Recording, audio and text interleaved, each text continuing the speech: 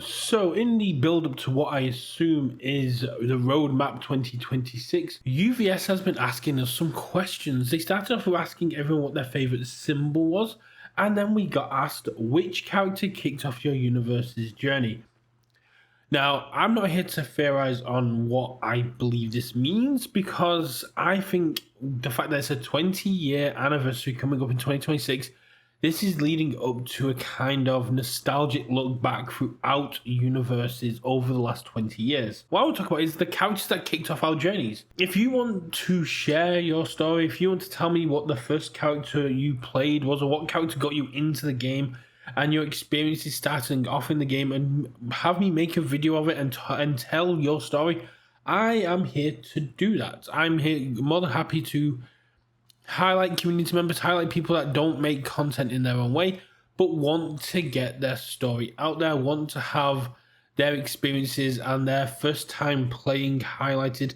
So let me know who was your first character, what got you into the game, and what those experiences were like. I will kind of start off with this as I talk about my start in the game.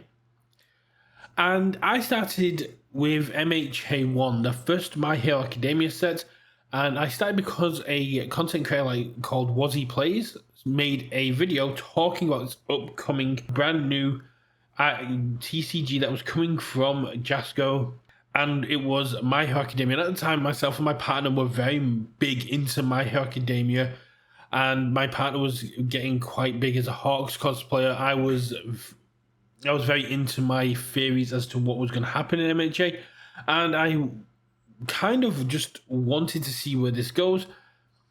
And then the pandemic hit, everything got delayed, but eventually my box arrived. I'd only ordered one box. I was still relatively new to this kind of TCG, and I'd only been a casual player at that point. So I started with my one box, and I I started looking online for content on how to learn how to play.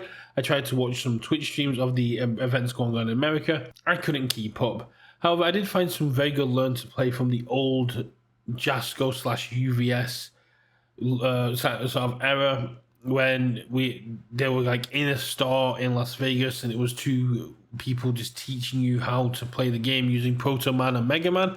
I'm sure there's a lot of people that learn to play that way, and it gave me the basics on how to play. So with my very rudimentary understanding of the game, I went and I looked at my characters that I'd got in my box, and there were some very competitive characters such as Momo and Jiro. But they kind of required you to have a specific kind of building, a specific kind of setup. But from my very rudimentary understanding, I knew that speed was very important, I knew resources were very important, and I knew that damage was how I killed. I looked at Minoru Minato 1. This was the character from the original My Hero Academia set. 6 hand size, 27 health on Evil, Order, and Water. Had 3 abilities, 1 response, you lose a life, but after an attack is blocked, your rival commits 1 foundation. Enhance, if there is a card in your rival's card pool, your attack gets 2 damage.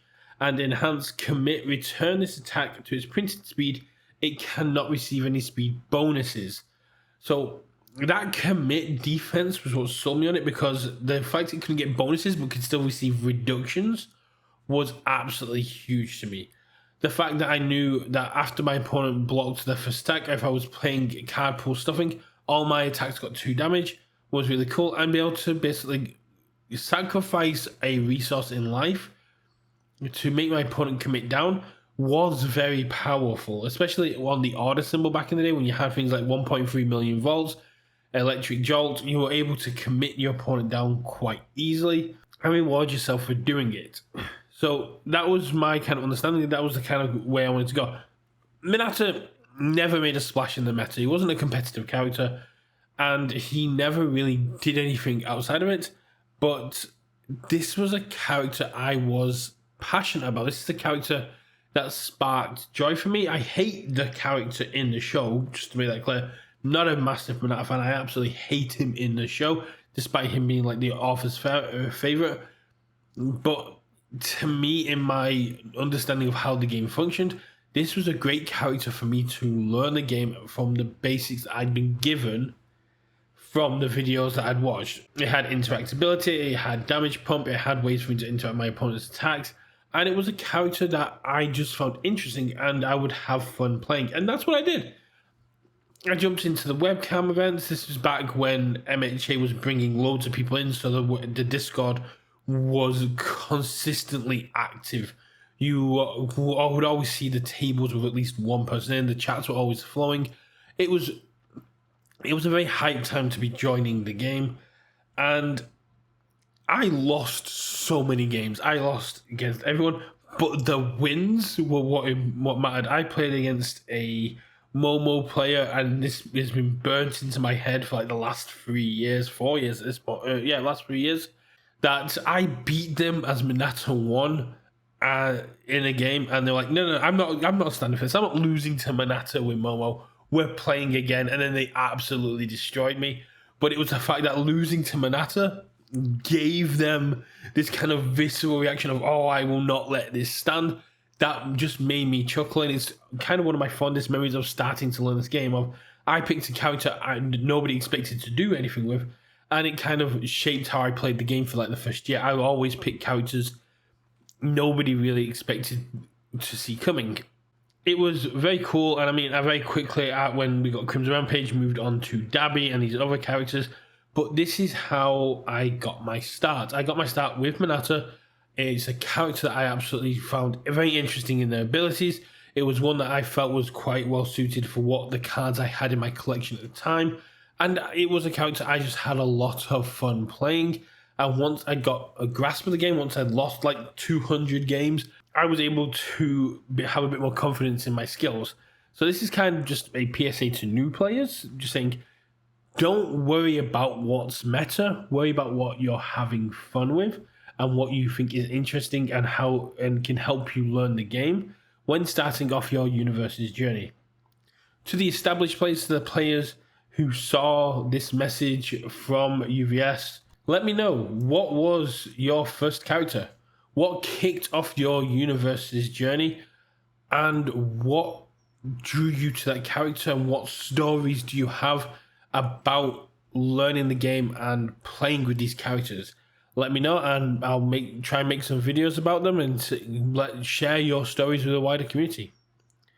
I will leave it there. This has just been a quick update, and I'm very interested to see where this kind of theme from Universus of making us look back at what our favorite symbols are, what our favorite characters are. I imagine the next one's going to be something like IPs or abilities as we lead into the roadmap for 2026 and the 20th anniversary of Universus. But yeah, let me know. Did you ever play against me when I was in my Minato phase? And again, what's your favorite character? How did you get started in the game? And I will see you all at game night. Catch you all in a bit. Bye.